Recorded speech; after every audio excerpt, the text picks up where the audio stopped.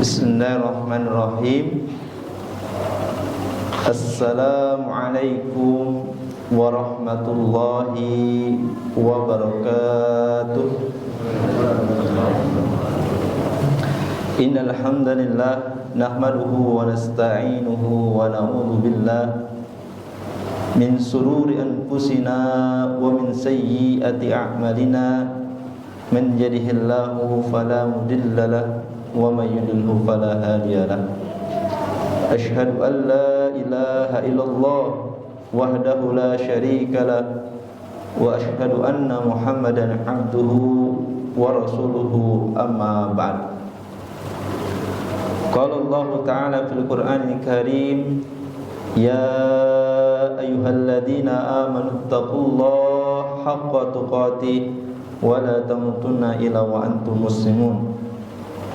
Fa inna asdaqal hadisi kitabullah wa khairul hadi hadi Muhammad sallallahu alaihi wasallam wa syarrul umuri muhdatsatuha fa inna kulla muhdatsatin bid'ah wa kulla bid'atin dhalalah wa kulla dhalalatin finnar, amma ba'd.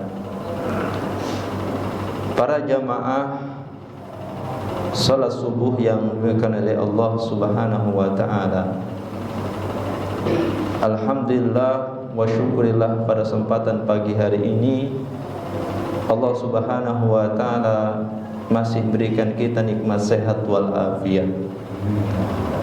Allah Subhanahu wa taala masih memberikan kita nikmat Islam, iman serta ihsan. Dan salah satu bukti kita cinta kita kepada Allah Subhanahu wa ta'ala yaitu dengan menjalankan ibadah-ibadah yang telah diwajibkan oleh Allah Subhanahu wa ta'ala. Salah satunya adalah perintah salat. Kita sudah melaksanakan, untuk yang ikhwan, yang laki-laki sudah melaksanakan salat subuh secara berjamaah.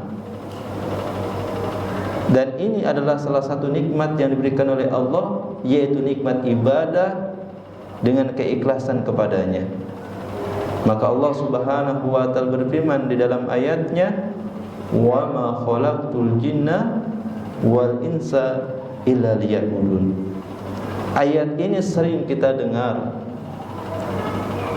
ayat ini sering kita baca, dan mungkin ayat ini kita sudah hafalnya. Yang mana kata Allah, tidaklah Allah Subhanahu wa ta'ala menciptakan jin dan manusia hanyalah untuk beribadah kepada Allah. Jadi hakikat dan tujuan manusia diciptakan oleh Allah hanyalah untuk beribadah kepada Allah. Maka para ulama mengatakan, kalau kita memilih antara dunia dan akhirat kita, mi'ah fa mi'ah, kata para ulama, 99%, maka kehidupan kita adalah untuk akhirat kita, kemudian yang 1%-nya adalah untuk dunia kita. Yang mana kata Allah mengatakan di dalam Al-Quran, wala tansa nasibaka minad dunya, janganlah kalian melupakan dunia kalian. Allah memerintahkan untuk di dunia ini hanyalah untuk kepentingan ibadah. Jadi semuanya diperuntukkan untuk akhirat kita. Jangan dibalik, akhirat 1% dan dunianya 99%, yang akhirnya kita meninggalkan akhirat kita. Apa perkataan Umar bin Khattab, salah satu sahabat Nabi sallallahu alaihi wasallam, i'mal li dunyaka ka'annaka ta'ishu abadan, i'mal li akhiratika ka'annaka tamutu godan. Kata Umar bin Khattab radhiyallahu anhu, semoga Allah meridainya, kerjakanlah untuk dunia kalian seakan-akan kalian hidup selama-lamanya. I'mal li akhiratika, kerjakanlah untuk akhirat kalian seakan-akan kalian mati besok. Para jamaah yang dimuliakan oleh Allah Subhanahu wa taala, Umar bin Khattab, salah satu sahabat Nabi yang telah dijamin masuk surga oleh Allah Subhanahu wa taala, berwasiat, berpesan kepada kita semuanya bahwa kehidupan dunia ini adalah sementara. Kehidupan dunia ini adalah seperti rumah kontrakan, yang mana kampung halaman kita yang hakiki, kampung halaman kita yang sebenarnya adalah di akhirat.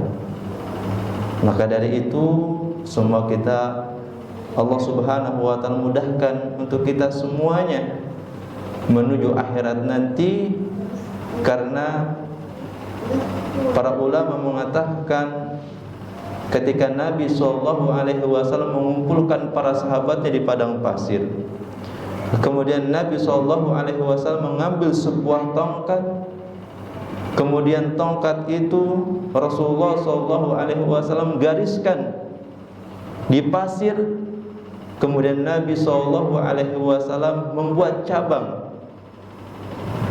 sebelah kiri, di garis sebelah kiri, kemudian cabang sebelah kanan.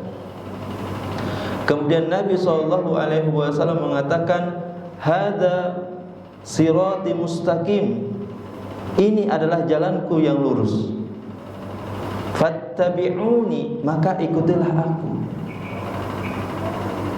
Jadi Nabi SAW, kalau kita ingin selamat untuk akhirat kita, maka salah satu syaratnya adalah kita mengikuti Nabi kita Muhammad SAW. Dari segi apa kita mengikuti Nabi kita Muhammad SAW? Min qaulin wa fi'lin wa taqririn. Dari perkataan Nabi kita Muhammad SAW, dari perbuatan Nabi kita Muhammad SAW, dari ketetapan Nabi kita Muhammad SAW kita ikuti. Dan kata Nabi SAW, apabila kita mengikuti Nabi kita Muhammad SAW, hada sirati, ini adalah jalanku, fattabi'uni, maka ikutilah. Dan kata Nabi SAW, apabila kita tidak mengikuti Nabi kita Muhammad SAW, menyelisihi Nabi kita Muhammad SAW, maka kata Nabi SAW, wa hadhihi subulus syaitan, dan ini adalah jalannya syaitan, maka tidak boleh kita mengikuti. Jadi sebenarnya Nabi sudah jauh hari, sudah lama berpesan dan berwasiat kepada manusia untuk senantiasa segala perkara ibadah, segala perkara agama sudah gamblang dan sudah jelas. Allah Subhanahu wa taala dan Rasulullah menjelaskan kepada kita. Maka kalau kita ingin selamat di akhirat kita dan kita ingin masuk surganya Allah Subhanahu wa taala, maka salah satu syaratnya kita harus mengikuti Nabi kita Muhammad, karena Nabi Muhammad adalah Nabi kita yang terakhir, yang sudah dijamin masuk surga oleh Allah, yang maksum. Apa itu maksum? Bersih dari dosa dan kesalahan. Bahkan kesalahannya Nabi Muhammad SAW menjadikan dalil untuk kita ikuti. Dan kemudian para jamaah yang dimuliakan oleh Allah Subhanahu wa taala, di dalam hadis sahih, hadis riwayat Bukhari dan bahkan riwayat Muslim mengatakan, man kadzaba alayya muta'ammidan falyatabawwahu maq'aduhu minan nar. Bahkan Nabi SAW mengancam kepada manusia, yang mana manusia menjalankan ibadah tetapi ibadah tersebut tidak ada landasannya dari Nabi kita Muhammad SAW. Apa kata Nabi? Man kadzaba, barang siapa yang berdusta atas namaku. Kalian beribadah, oh ini dari Nabi Muhammad, oh saya mengerjakan ini dari Nabi Muhammad. Padahal Nabi Muhammad SAW tidak mengajarkan ini. Padahal Nabi kita Muhammad tidak pernah menjelaskan tentang ini. Padahal Nabi kita Muhammad tidak menyuruh kepada kita untuk mengamalkan amalan ibadah ini. Orang-orang yang mengamalkan ibadah tanpa ada landasannya dari Nabi kita Muhammad, falyatabawwahu maq'aduhu minan nar. Orang yang seperti ini, ibadahnya yang seperti ini akan dibuatkan rumah di dalam api neraka. Na'udzubillah min dzalik. Jadi agama kita ini adalah tauqifiyah. Apa itu tauqifiyah? Sudah ada dalil syar'inya dari Al-Qur'an maupun hadis Nabi kita Muhammad ala fahmi sahabat, sesuai dengan pemahaman para sahabat. Bahkan Nabi SAW, khairun nasi qarni thumma alladhina yalunahum thumma alladhina yalunahum. Sebaik-baiknya umatku adalah umat yang hidup di masaku. Siapa umat yang hidup di masa Nabi Muhammad? Yaitu para sahabat. Tsummal ladzina yalunahum. Kemudian umat yang hidup di masa sahabat. Siapa itu? Tabi'in.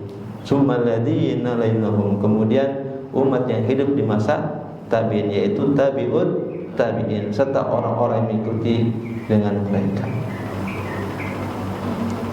Dan kata Nabi SAW, orang-orang yang mengikuti para sahabat tabi'in, tabi'ut tabi'in adalah orang-orang yang diberikan kebaikan dan Allah bimbing menuju surga.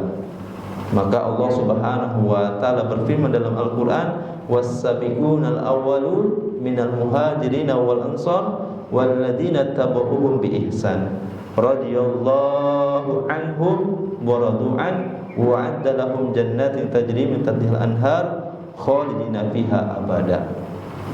Dari kalangan para sahabat muhajirin wal ansar dan orang-orang yang mengikuti para sahabat dengan baik, dan mudah-mudahan kita termasuk orang-orang yang mengikuti Nabi kita Muhammad dan para sahabatnya. Apa kata Allah? Radhiyallahu anhum. Allah meridai para sahabat dan orang-orang yang mengikuti para sahabat. Wa radu'an, dan Allah meridai para sahabat. Wa'adda lahum, dan Allah menyediakan untuk para sahabat jannatin tajri min tahtihal anhar, yaitu surga yang mana di dalamnya adalah sungai mengalir di dalamnya. Kemudian khalidina fiha abada, dan mereka kekal di dalam surga. Jadi Nabi kita Muhammad dan para sahabatnya sudah dijamin masuk surga. Ini dalil dari Al-Quran. Masa kita mengikuti Abu Jahal? Masa kita mengikuti Abu Lahab?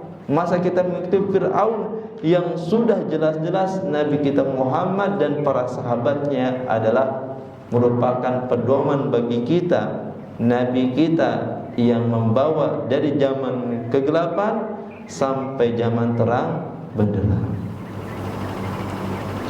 Para jamaah salat subuh yang dimuliakan oleh Allah Subhanahu wa taala. Dan momen di bulan suci Ramadan ini, para sahabat menjadikan generasi-generasi anak-anaknya, menjadikan buah hatinya momentum pendidikan yang paling penting untuk anak-anaknya. Bahkan para sahabat, anak-anaknya yang mereka teriak-teriak ingin buka, haus. Mungkin di antara kita ada anak kita Ma haus, buka ya. Fa haus, buka ya. Setengah hari habis zuhur, nanti dilanjut lagi. Mungkin ada perkataan seperti itu dari anak-anak kita. Dan di zaman para sahabat pun ada. Ya, ketika dididik oleh para sahabat, anak-anaknya minta ingin buka puasa.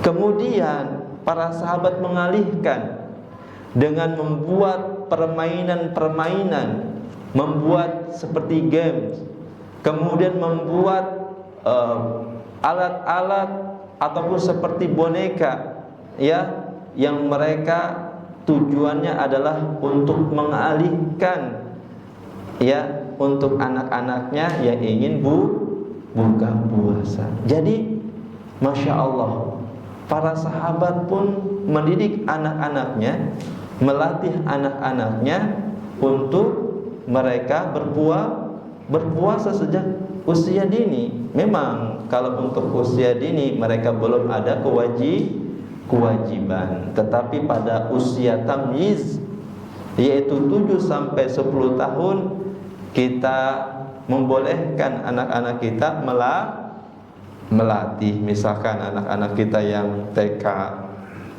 ya, sudah mulai kita latih puasa. Nah, ya, ikut sahur ya, walaupun dibangunkan dengan orang tuanya agak sulit, ya, bahkan sampai digendong tuh anaknya, ya, kemudian bahkan sampai ketika digendong tempat meja makan dia tidur lagi, tidak mengapa. Itu salah satu pembelajaran. Nanti ketika usianya bertambah, hari ini dia mengikuti untuk sahurnya, ya, kemudian dia nanti puasa misalkan setengah hari sampai asar, sampai maghrib, kita latih, tidak mengapa. Karena memang anak-anak usia tamyiz ini kewajiban orang tua tidak boleh memaksakan. Kewajiban orang tua hanyalah untuk melatih. Justru bertentangan dengan dalil dari Al-Quran maupun hadis Nabi SAW, yaitu anak yang tamyiz diwajibkan harus berpuasa. Ya, jadi kewajiban orang tua hanya melatih. Tetapi kalau anak-anak yang sudah balik, maka hukumnya wajib. Karena kenapa? Karena kalau sudah balik adanya beban syariat. Kalau tidak mengerjakan syariat-syariat Islam yang telah diwajibkan, maka berdosa. Bagaimana tanda-tanda balik untuk wanita? Dengan apa? Menstruasi atau haid. Bagaimana tanda-tandanya balik untuk laki-laki? Bapak, Ibu, ada yang tahu? Dengan apa, Abu? Tanda-tanda baliknya untuk laki-laki? Keluar air mani. Iya, ihtilam. Apa itu ihtilam? Mimpi basah sampai keluarnya air mani. Itu namanya ihtilam. Kemudian tanda-tanda balik untuk laki-laki yang kedua apa? Ditandai dengan suaranya, ya. Dan adanya buah apa di sini? Jagung, ya. Ya. Kemudian para ulama juga mengatakan sekitar umur 15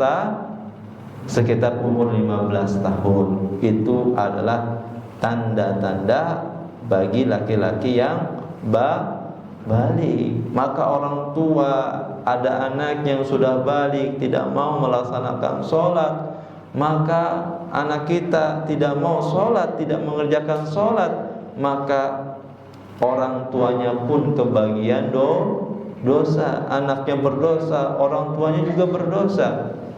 Bahkan orang tuanya yang sudah meninggal dunia, anak-anaknya tidak mau melaksanakan ibadah, meninggalkan ibadah yang diwajibkan, kebagian dosanya ketika orang tuanya sekalipun orang tuanya sudah meninggal dunia. Maka ini jadi perhatian kita, ya, untuk para ayah, untuk para ibu, ya, lebih semangat lagi, lebih perhatian lagi untuk anak-anaknya yang sudah balik, karena anak yang sudah balik sekali lagi sudah ada bebannya syariat untuk anak-anak kita. Dan para sahabat ketika anak-anak yang sudah balik, mereka itu sudah terbiasa untuk melaksanakan kewajiban-kewajiban yang diwajibkan oleh Allah. Karena rangkaian-rangkaian dan tahapan-tahapan pendidikan sudah diberikan pada anak-anaknya sejak kapan? Sejak usia tamyiz. Bahkan di bawahnya usia tamyiz pun para sahabat dan para ulama-ulama terdahulu mereka sudah dididik dengan pendidikan agama yang baik. Mungkin kita kenal yang namanya Imam Syafi'i. Mungkin kita kenal ya dengan Imam Syafi'i. Imam Syafi'i diajarkan oleh orang tuanya, dididik oleh orang tuanya. Salah satunya adalah pendidikan tentang Al-Quran. Imam Syafi'i mulai menghafal Al-Quran pada usia berapa? Ibu, ada yang tahu ibu? Imam Syafi'i mulai menghafal Al-Quran pada usia berapa? Bapak-bapak adek, Imam Syafi'i mulai menghafal Al-Quran pada usia berapa? Ada yang tahu?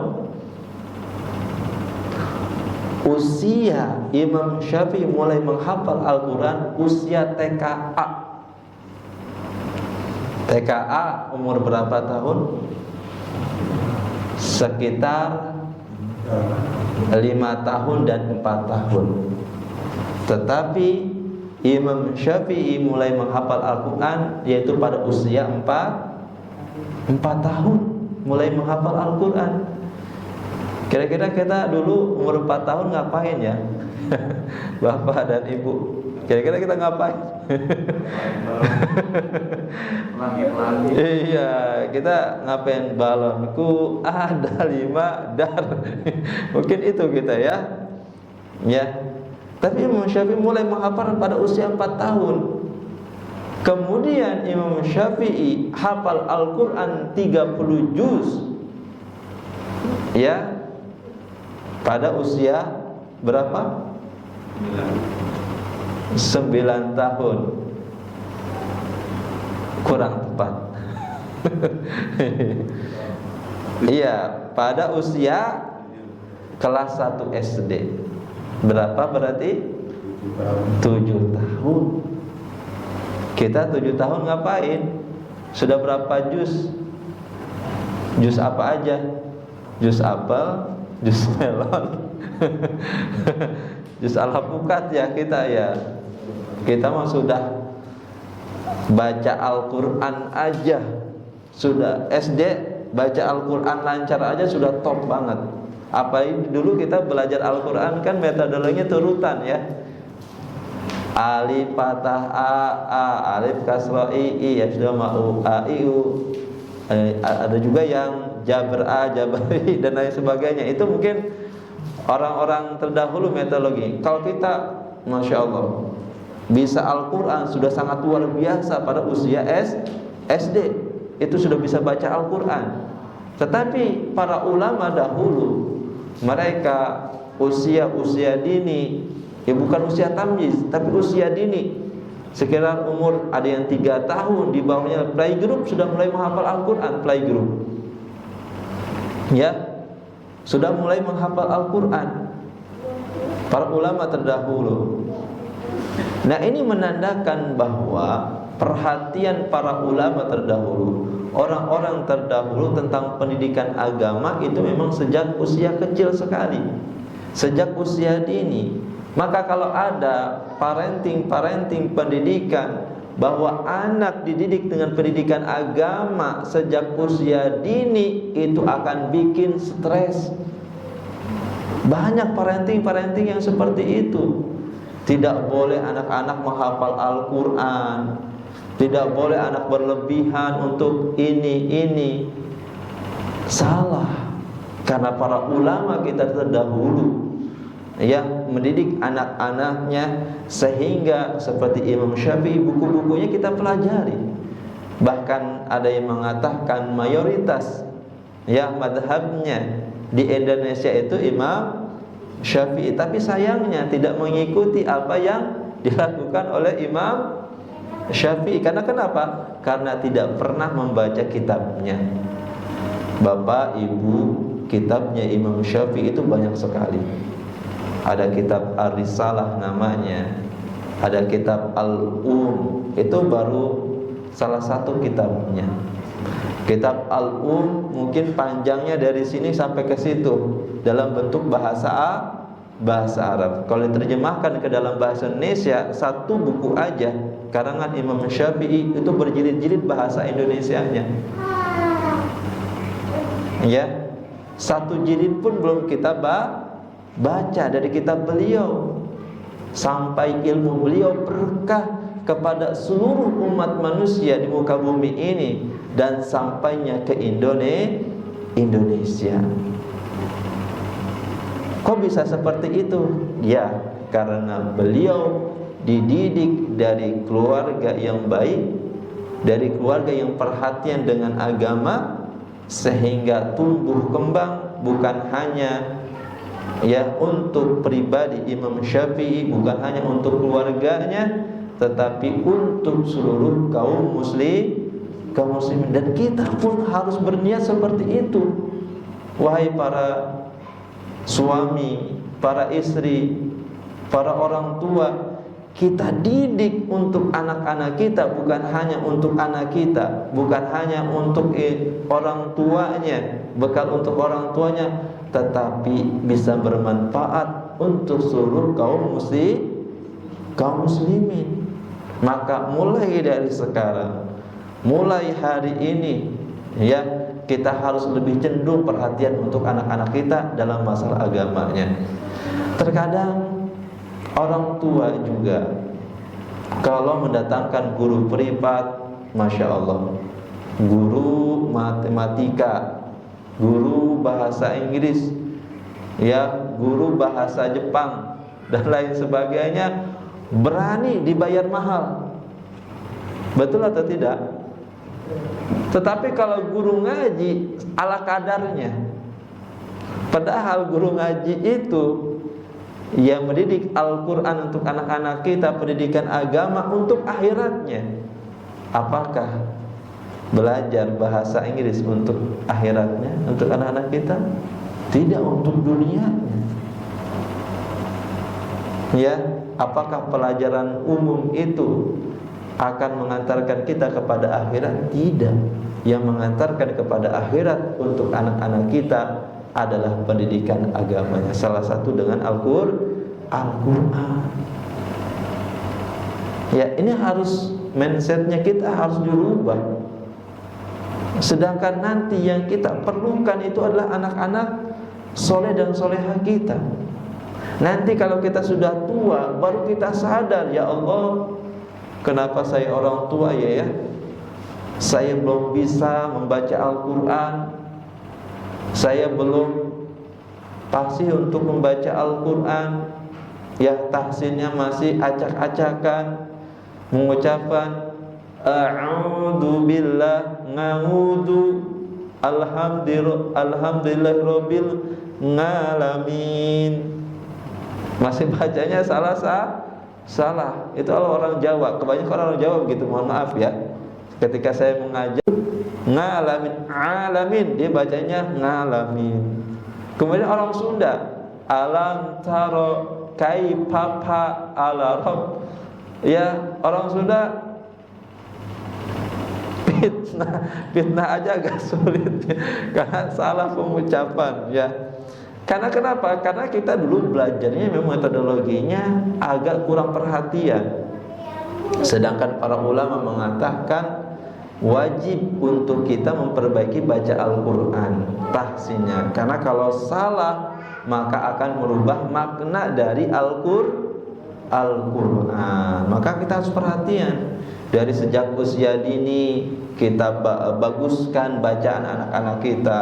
makhraj hurufnya, sifat hurufnya, sehingga anak-anak kita nanti bacaan Al-Qur'annya baik, ya. Karena itu memang salah satu syarat, ya, dimulai dari tahsin.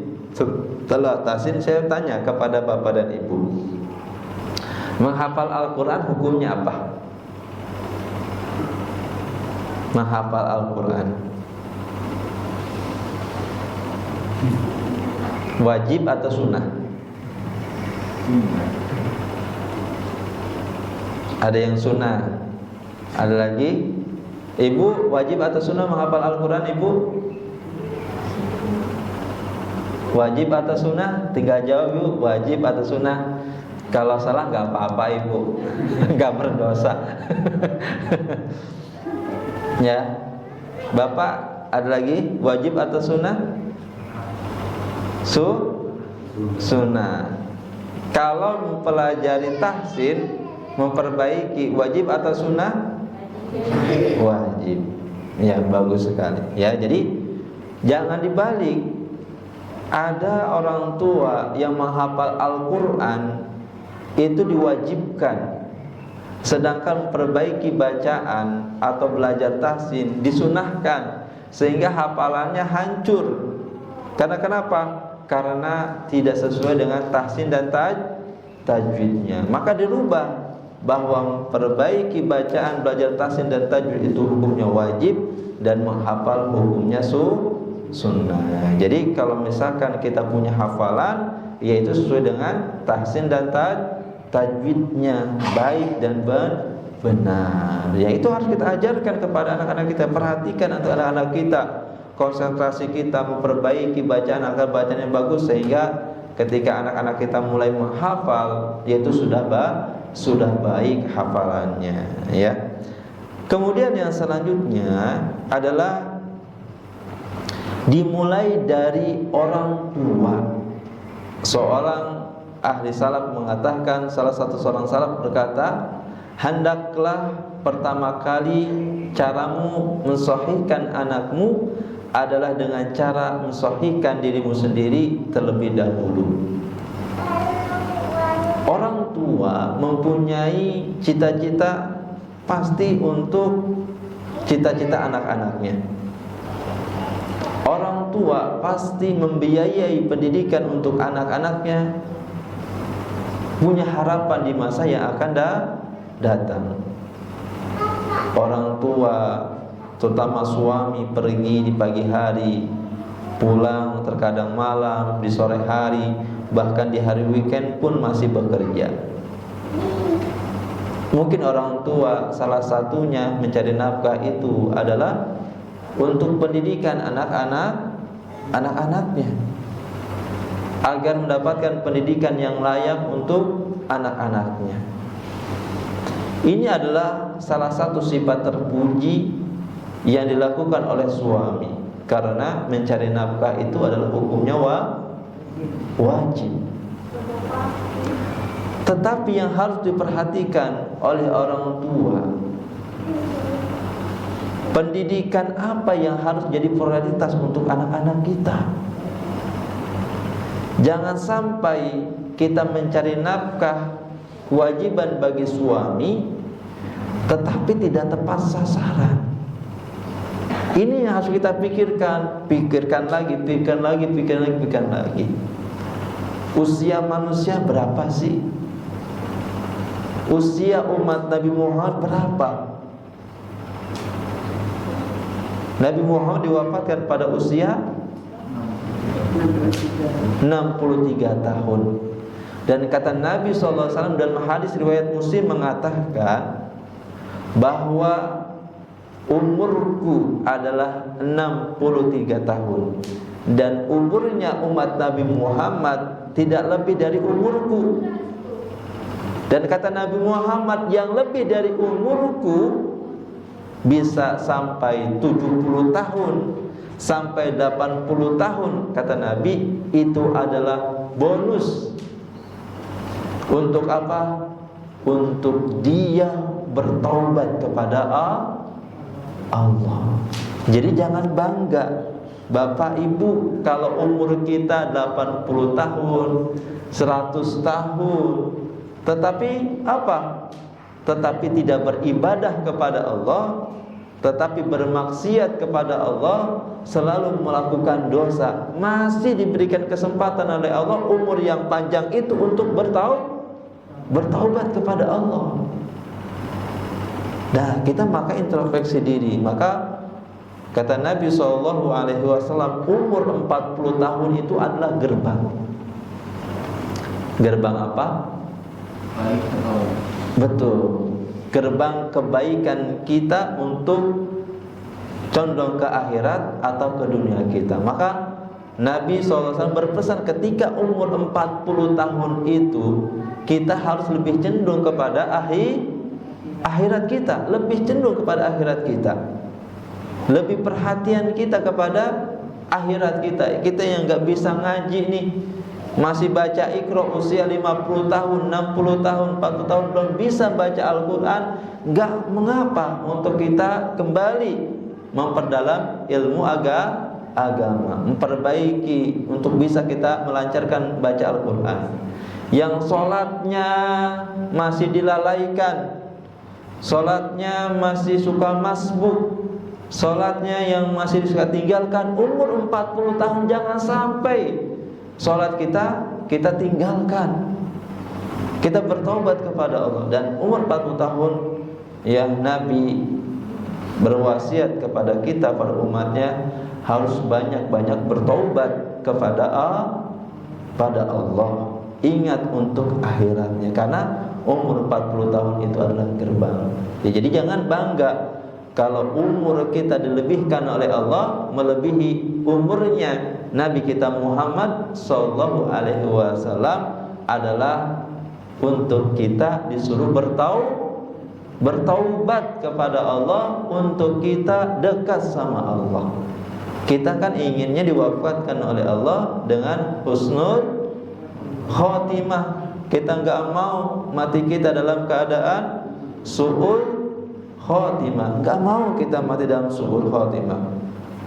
Ya, kita maunya mati dalam keadaan husnul khotimah. Bagaimanakah kalau kita diwafatkan oleh Allah dengan husnul khotimah? Tak bukan dan tak lain adalah dengan kita belajar ilmu agama. Karena ilmu agama merupakan benteng, ilmu agama merupakan pondasi bagi kita semuanya, agar kehidupan kita tertata dengan tuntunan Islami, dengan tuntunan dan bimbingan yang telah diajarkan oleh Allah dalam Al-Quran, yang telah dibimbing oleh Nabi kita Muhammad, yang telah dijelaskan oleh hadis-hadis yang telah dijelaskan oleh Nabi kita Muhammad sallallahu alaihi wasallam. Kemudian para sahabat di bulan suci Ramadan ini itu lebih antusias, bukan hanya masalah ibadahnya kepada Allah, bukan masalah sholatnya, kemudian sodakohnya, tetapi bersemangat juga dengan buah hatinya, yaitu dengan pendidikan agama. Apa itu? Salah satunya adalah bersemangat untuk mendidik anak-anaknya rajin untuk sholat ke masjid, yang tadinya agak kurang. Mendidik anak-anaknya sholat berjamaah di masjid untuk yang laki-laki, lebih bersemangat lagi. Kemudian mengajak anak laki-lakinya untuk sholat sunnah, yang tadinya jarang untuk melaksanakan sholat sunnah di masjid, ya, kemudian diajarkan lebih semangat lagi. Kemudian diajak untuk sholat tarawih, kemudian untuk sholat lail, dan diajarkan berdoa kepada Allah di waktu-waktu yang mustajab. Lebih bersemangat lagi. Jadi bukan hanya memikirkan untuk pribadinya, tetapi untuk memikirkan pendidikan buah hatinya, lebih semangat lagi di bulan suci Ramadan. Kemudian yang selanjutnya yang dilakukan oleh orang tua di bulan suci Ramadan ini adalah seperti para sahabat, yaitu adalah tanmiyah, yaitu adalah menumbuhkan cinta beribadah kepada Allah. Dengan apa tanmiyah ini? Dengan apa menumbuhkan ini? Maka dengan menumbuhkan ini, ya, para ulama mengatakan yaitu dengan apa? Reward dan punishment. Ini kalau bahasa kitanya, ya. Yaitu dengan apa? Dengan penghargaan. Nah, kalau di bulan suci Ramadan ini, ya, lulus ataupun finish sampai 30 hari full puasanya, insya Allah nanti ayah dan ibu berikan hadiah. Ya, hadiahnya apa? Hadiahnya masih rahasia, ya. Nanti insya Allah kalau sudah full 30, nanti hadiah ini akan diberikan kepada anak soleh. Ini akan menumbuhkan, yang pertama semangat, yang kedua adalah motivasi.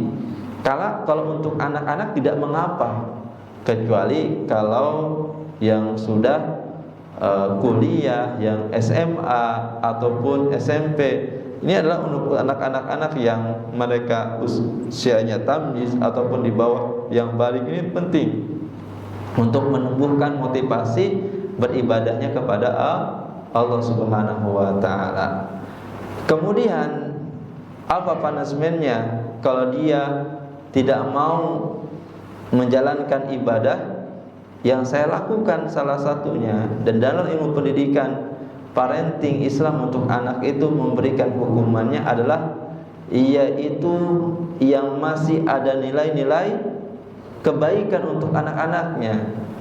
Apa itu? Salah satunya yang saya lakukan yaitu sholat shaf yang paling pertama di masjid. Kalau misalkan di masjid itu tidak ada muadzin tetapnya, saya suruh untuk dia muadzin. Kemudian sholatnya shaf yang paling pertama. Kemudian datang ke masjidnya adalah 10 menit sebelum adzan berkumandang sudah ada di masjid. Itu hukuman yang kita berikan. Jadi hukuman yang kita berikan pun masih memberikan nilai-nilai pendidikan untuk anak-anak kita. Dan tidak boleh memberikan hukuman anak-anak kita itu dengan cacian, dengan makian, apalagi ringan tangan memukulnya.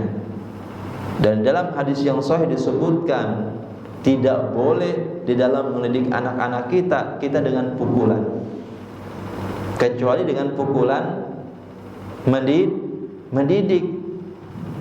Ya, sebagai syarat saja itu boleh. Tetapi kalau misalkan pukulan sampai lebam, apalagi memukul wajahnya, itu tidak dibolehkan dalam syariat Islam. Jadi kita berikan nilai-nilai hukuman itu yang masih memberikan nilai pendidikan. Yang mungkin kita hafal ayat-ayat yang baru dalam Al-Quran, atau menghafal hadis, ataupun membantu pekerjaan ibunya ataupun ayahnya yang masih ringan ataupun yang masih bisa dikerjakan untuk anak-anak kita, sehingga anak-anak kita itu menjadi ada perhatiannya terhadap agamanya, sehingga nanti kalau sudah usia balik itu sudah mengetahui bahwa menjalankan ibadah itu memang harus dengan keikhlasan, ya, harus karena Allah Subhanahu wa taala. Tetapi dimulai dari usia dini, ya, pembiasaan itu harus kita latih. Baik. Wallahu a'lam bishawab. Mungkin kita sampai jam 6 ya. Kita buka sekarang, ada waktu 10 menit untuk sesi tanya jawab. Ya. Kami kembalikan kepada moderator, silakan. Bapak Ibu, mungkin ada pertanyaan, kita akan mulai dengan 3 pertanyaan mungkin dari beberapa. Ya, silahkan Bapak, mungkin agak ngantuk-ngantuk. Ya, Ya. bisa di luar tema juga. Boleh bisa di luar tema. Silakan Bapak dan Ibu yang ingin bertanya. Boleh materi kita pada hari ini yaitu dengan tema Ramadan dengan buah hati, ataupun di luar tema kita, silakan kalau ingin tanyakan. Tafadhol Bapak, dipersilakan Bapak Ibu. Masa Ya, silakan Bapak. anak-anak kita itu yang belum balik, tapi dia telah melaksanakan perintah-perintah Allah. Kadang-kadang juga melanggar perintah Allah. Itu dapat pahala atau dapat pahala atau tidak? Masya Allah, ini pertanyaannya sangat baik sekali. Bagaimanakah pada usia tamyiz, ya, yang ia menjalankan ibadah-ibadah, ya, walaupun belum ada kewajiban, ya, belum balik, ya. Yang pertama, ya, sekalian aja boleh. Mungkin satu lagi dari saya. Boleh. Yang pertama adalah cara mendidik anak itu yang kita ajarkan lebih dulu itu apa nih? Kan ada kalau saya baca ada apakah beda caranya sholatnya dulu, ngajinya dulu, atau tauhidnya dulu. Sebaiknya apa yang Baik. yang berikutnya adalah ini di luar tema, tetapi kalau saya sedang diskusi nih, saya, istri saya sama keluarga, jadi masalah nafkah kan. Nah, ada beberapa ulama itu mentafsirkan bahwa nafkah sekarang itu adalah namanya uang jajan. Tapi kalau saya baca-baca, nafkah itu 3, makan, sandang, paman, seperti itu. Tapi ada beberapa sekarang berkembang ditambah dengan uang jajan. Ini dikatakan jatuhnya upah karena merawat rumah, mendidik anak, mungkin itu. Baik, Masya Allah. Baik. Ya, Anda jawab pertanyaan yang pertama, bagaimanakah anak-anak yang belum tamyiz, yang melaksanakan ibadah yang telah disyariatkan, apakah berpahala? Begitu juga apabila dia melanggar syariat, ya, apakah berdosa dan sebagainya. Yang pertama, anak-anak usia tamyiz yang melakukan kebaikan-kebaikan itu berpahala di sisi Allah Subhanahu wa ta'ala.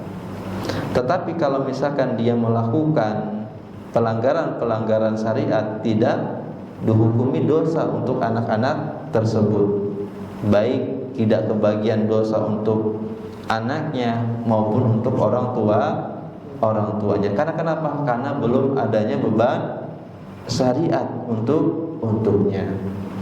Maka dari itu, ya, anak-anak yang sudah melaksanakan perintah-perintah oleh Allah, sudah melaksanakan amalan-amalan kebaikan, pembiasaan-pembiasaan, itu Masya Allah, ya, itu pahala untuk orang tuanya pun kebagian. Karena kata Nabi, man sana sunatan fil Islam sunatan hasanatan falahu ajruha. Itu baik untuk anak yang belum balik ataupun yang sudah balik. Semua bedanya anak yang belum balik itu adalah apabila dia melanggar syariat, tidak dihukumi dosa.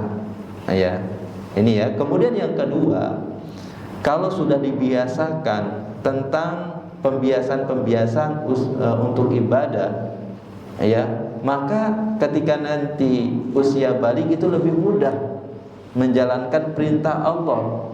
Karena kenapa? Karena pembiasaan dan prosesnya sudah dilakukan, tahap-tahapannya. Ya. Jadi tahapan untuk mendidik agama itu tidak dimulai dari usia balik, tetapi dimulai dari usia tamyiz. Itu yang paling pasnya menurut konsep pendidikan anak dalam Islam.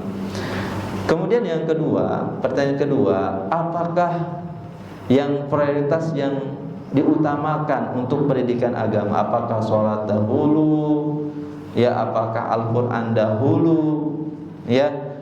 Yang paling pertama yang kita harus berikan pendidikan untuk anak-anak kita adalah tentang pendidikan tauhid, tentang pendidikan akidah.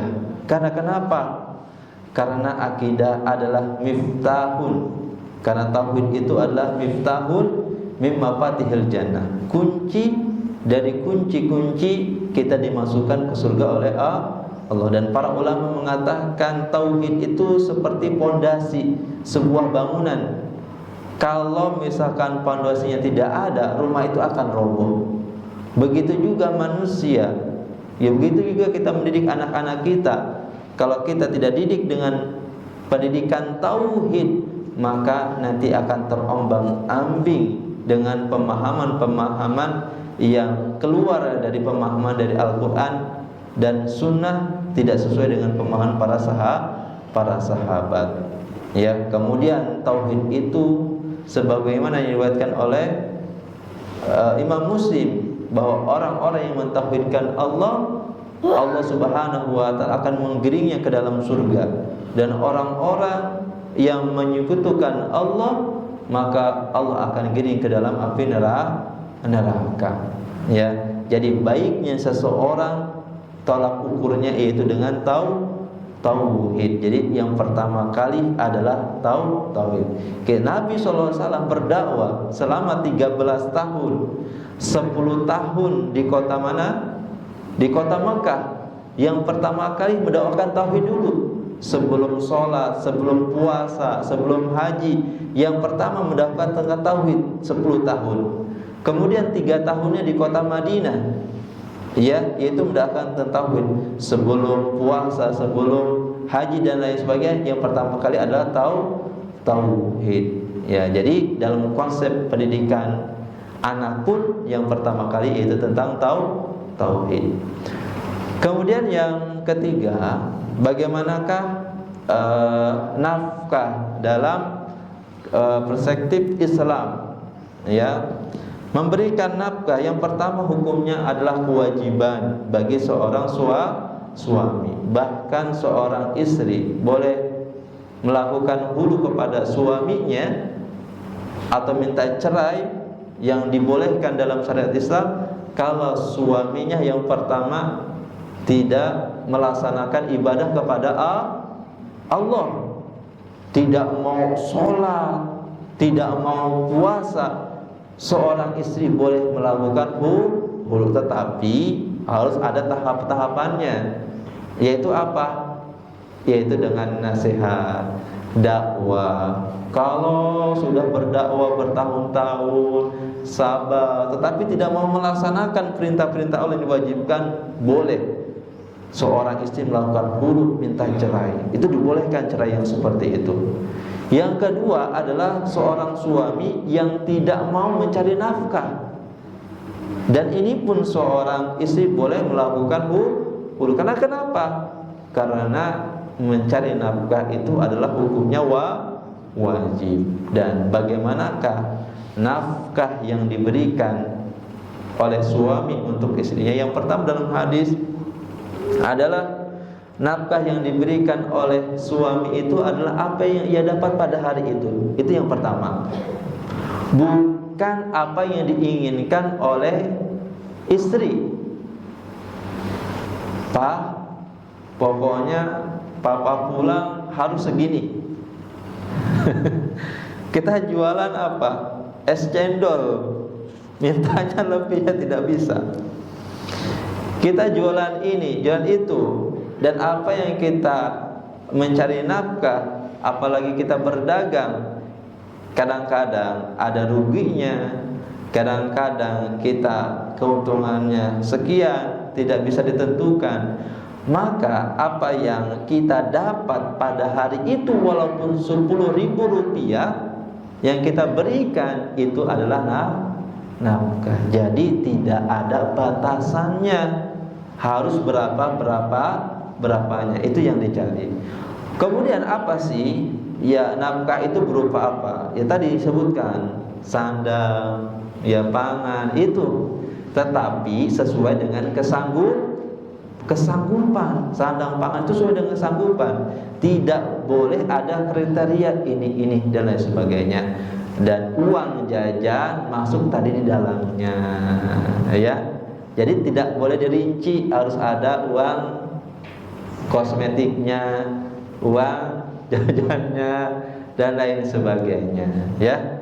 Jadi masuknya di tadi, tetapi tidak boleh kita tentukan itu sesuai dengan kesanggupan. Tetapi di dalam hadis Nabi Shallallahu Alaihi Wasallam, ya, aku adalah orang yang paling baik dengan istriku. Ya, kata Nabi, aku adalah orang yang paling baik dengan istriku, dan orang yang paling baik dengan istrinya adalah salah satu penghuni surga. Maksudnya apa? Tidak boleh pelit itu kata ibu-ibu. Tidak boleh pelit. Ya, kalau misalkan lagi usahanya meredup, dapatnya sekian, bilang. Tapi kalau misalkan lagi Masya Allah, ya diumpet-umpetin itu. Nggak boleh. Dan Nabi Muhammad paling baik dengan istrinya.